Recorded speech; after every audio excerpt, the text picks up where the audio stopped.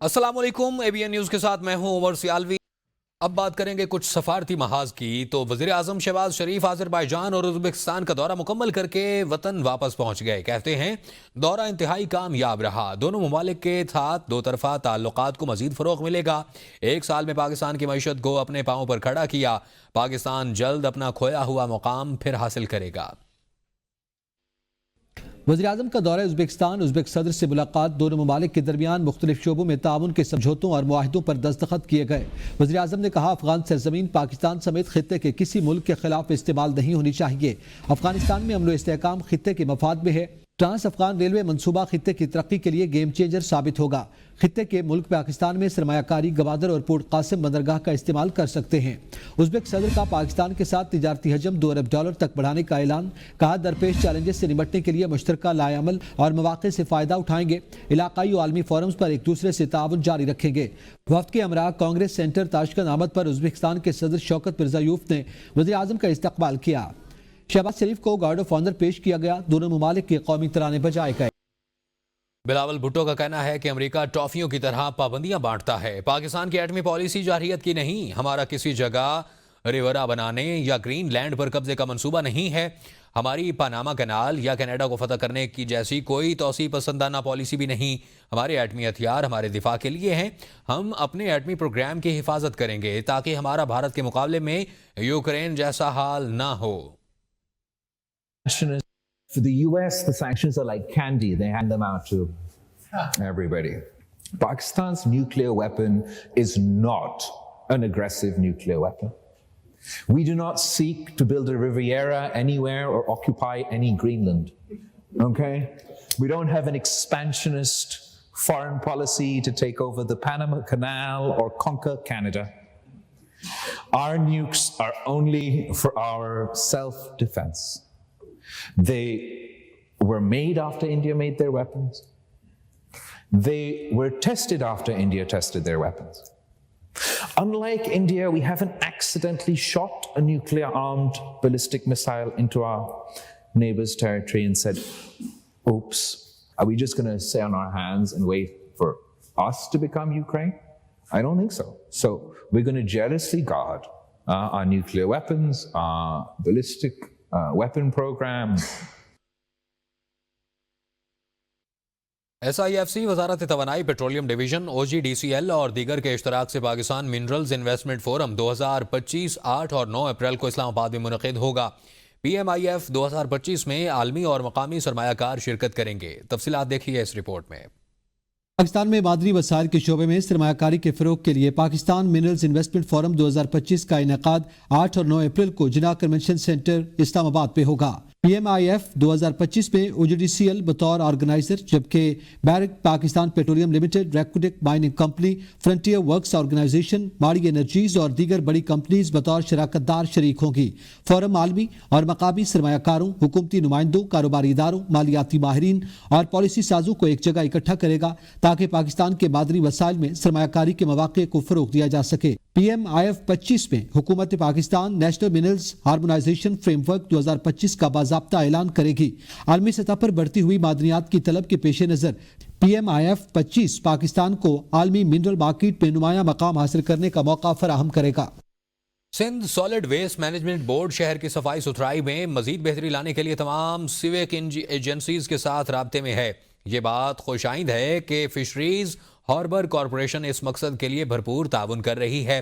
MD Sindh solid waste management board Tariq Ali Nizamani کی ہدایت پر executive director operation Ghulam Abbas Memon نے فشریز ہاربر کارپوریشن کے ساتھ اجلاس کی صدارت کرتے ہوئے کہا کہ Sindh solid waste management board شہر کی صفائی ستھرائی میں مزید بہتری لانے کے لیے تمام سیوک ایجنسیز کے ساتھ رابطے میں ہے۔ اجلاس میں MD fisheries harbour corporation Safdar Hussain Rizvi, director engineering Shaneed Ahmed, director revenue Rehmat Ullah Lashari کے علاوہ دیگر افسران اور متعلقہ کمپنی کے عہدیداران موجود تھے۔ اجلاس میں فیصلہ کیا گیا کہ 2 دن میں فشریز کے علاقے کا دورہ کر کے ریسورس کے حوالے سے فیزیبلٹی بنائی جائے گی اور 1 مارچ سے صفائی کے کام کا آغاز کر دیا جائے گا۔ ED آپریشن سالڈ ویسٹ نے کہا کہ فیزیبلٹی بنانے کے بعد MOU سائن کیا جائے گا۔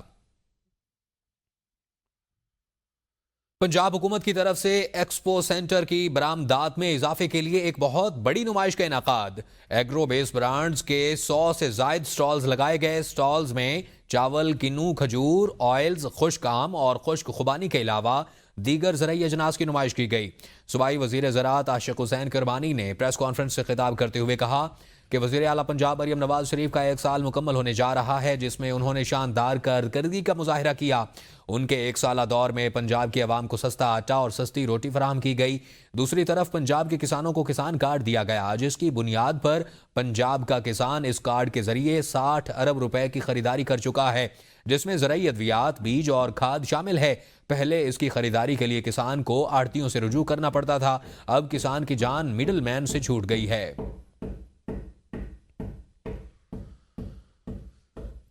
वफाकी वज़ीर बराए तालीम व पेशा वराना तरबियत खालिद मकबूल सिद्दीकी ने अल्लामा इकबाल ओपन यूनिवर्सिटी के नए तैयार करदा एग्ज़ाम मैनेजमेंट सिस्टम का इफ्तिताह कर दिया है। वफाकी वज़ीर खालिद मकबूल सिद्दीकी ने इस मौका पर खिताब करते हुए कहा, इम्तिहानी निज़ाम को दौर हाजिर के तकाज़ों से हम आहंग करना अल्लामा इकबाल ओपन यूनिवर्सिटी का एक अहसन इकदाम है, जिस पर vice chancellor professor doctor Nasir Mahmood और उनकी टीम मुबारकबाद की मुस्तहिक है।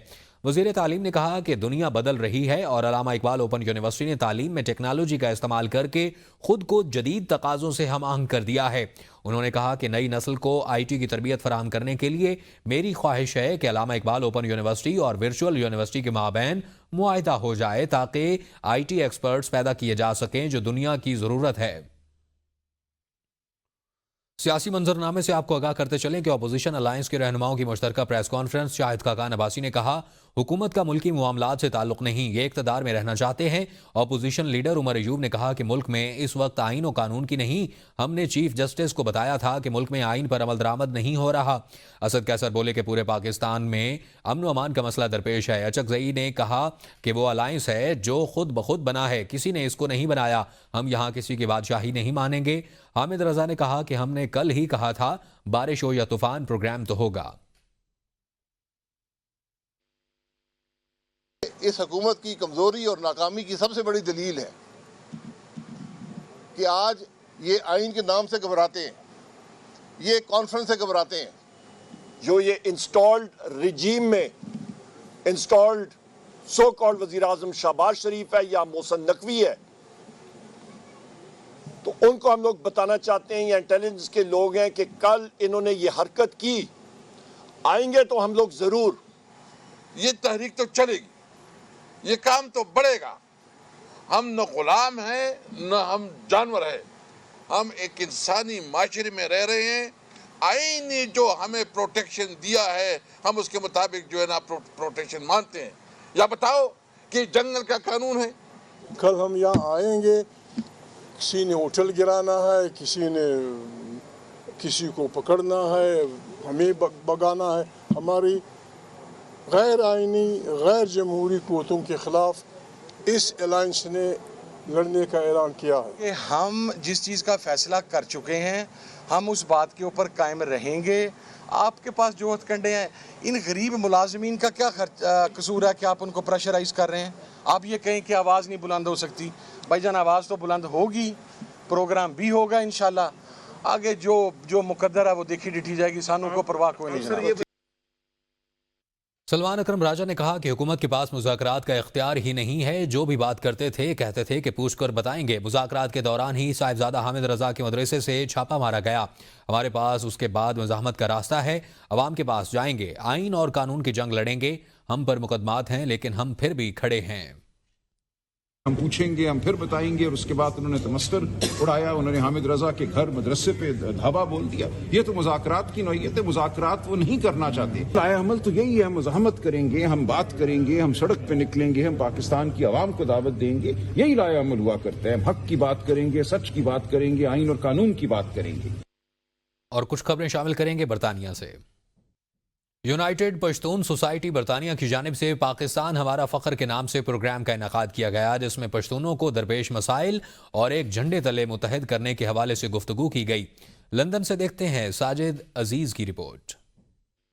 تقریب میں برطانیہ کے مختلف شہروں سے پختون کمیونٹی کی کثیر تعداد نے شرکت کی۔ ڈپٹی میئر حوصلو اکرام، ڈائریکٹر یونائٹڈ پشتون سوسائٹی مولانا عنایت اللہ، صدر صفدر باچا اور ڈپٹی ہائی کمشنر حسیب بن عزیز مہمان خصوصی کے طور پر شریک ہوئے۔ مقررین نے برطانیہ میں موجود پاکستانیوں اور خاص کر پشتون کمیونٹی کی ملک سے محبت اور پاکستان کے نام کو مختلف شعبہ جات میں نمایاں کرنے پر روشنی ڈالی۔ ہمارے لیڈرز پاکستان باہر آتے ہیں ملک سے تو وہ ریاست کو تنظیم کر رہے ہوتے ہیں۔ صدر یونائٹڈ پشتون سوسائٹی صفدر باچا نے یو کے میں موجود پختون کمیونٹی کے مسائل کے بارے میں ہائی کمشنر کے نمائندے کو بتایا، جن کے حل کی مکمل یقین دہانی بھی کروائی گئی۔ پاکستانی قوم تو یعنی اسلام کے بیس پہ وجود میں آیا ہے، اسلام کو اس کے بیچ سے نکالو تو ختم ہو جاتا ہے، اس لیے اس پوائنٹ کو ہم سب نے سمجھنا ہوگا۔ چیئرمین یونائٹڈ پشتون سوسائٹی حاجی شمس الرحمان اور ڈپٹی جنرل سیکریٹری سکندر حیات نے مہمان خصوصی کو پختونوں کی روایتی پگڑی پہنائی۔ پروگرام کے اختتام پر پاکستان کی تعمیر و ترقی کے لیے خصوصی دعا بھی کی گئی۔ پاکستان جرنلسٹ ایسوسی ایشن یونان کے زیر اہتمام PGA کے یوم تاسیس کی پروقار تقریب منعقد کی گئی۔ تقریب میں صحافیوں کی فلاح و بہبود کے لیے کی جانے والی کوششوں کو خراج تحسین پیش کیا گیا۔ یونان سے دیکھتے ہیں ظفر ساہی کی رپورٹ۔ تقریب کا آغاز تلاوت قرآن پاک سے کیا گیا، جس کے بعد آقا کی شان میں نعت رسول مقبول صلی اللہ علیہ وآلہ وسلم نے سما باندھ دیا۔ تقریب سے اظہار خیال کرتے ہوئے صدر PGA یونان میاں صفدر جاوید نے تنظیم کے اغراض و مقاصد پر روشنی ڈالی۔ PGA کے کردار کو اجاگر کرتے ہوئے صحافیوں کی پیشہ ورانہ ترقی اور حقوق کے تحفظ کی اہمیت پر بات کی گئی۔ یہاں پہ واقعی ضرورت ہے کہ ایک اتحاد کی، اور اتحاد کے لیے میاں صفدر صاحب کی جو کاوشیں ہیں ان کو ہم خراج تحسین پیش کرتے ہیں۔ سینئر نائب صدر شاہد ساقی نے شرکاء کا شکریہ ادا کیا اور کہا PGA کے کامیاب کاوشوں کے ذریعے صحافیوں کو ایک مضبوط پلیٹ فارم فراہم کیا جا رہا ہے۔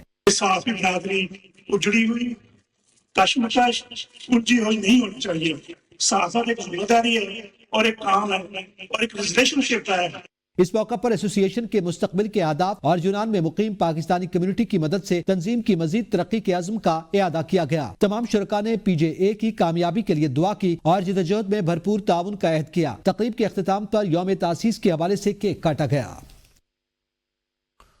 برطانیہ میں بڑھتے جرائم پر قابو پانے کے لیے پولیس کے اختیارات کو بڑھانے کے حوالے سے پارلیمنٹ میں بل پیش کر دیا گیا ہے۔ پولیس بغیر اجازت کسی بھی جگہ کارروائی کرنے کی مجاز ہوگی۔ اس حوالے سے مزید جانتے ہیں برطانیہ میں ہمارے نمائندے قاضی کامران سے۔ قاضی کامران، آگاہ کیجیے گا۔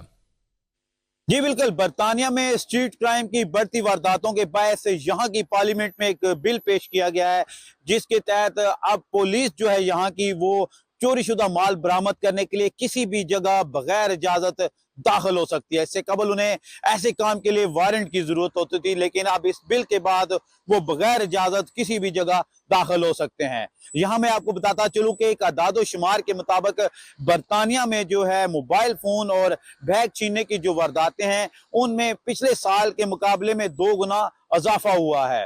2024 میں روزانہ کی بنیاد پر 200 ایسے واقعات ریکارڈ ہوئے ہیں، جن میں ان وارداتوں میں ملوث افراد کو چارج کرنے کی اگر بات کروں تو صرف ان کی تعداد جو ہے 0.8 ہے۔ تو اس لیے یہ بل پارلیمنٹ میں پیش کیا گیا ہے، جس کے تحت اب یہاں کی پولیس جو ہے وہ اپنے کسی بھی ایک سینئر افسر کی اجازت سے ایسی جگہ داخل ہو سکتی ہے، بغیر اجازت داخل ہو سکتی ہے جہاں پر الیکٹرانک ڈیوائس، موبائل ایپ یا بلوٹوتھ سے چوری شدہ مال کو ٹریک کیا ہوگا۔ وہاں پولیس جا کر بغیر اجازت داخل ہو سکتی ہے، چھاپا مار سکتی ہے، ان افراد کو گرفتار بھی کر سکتی ہے۔ جی نیوز اسٹوڈیو سے فی الوقت کے لیے اتنا ہی۔ مزید باخبر رہنے کے لیے دیکھتے رہیے ABN نیوز، کیونکہ ABN ہے قوم کی سن۔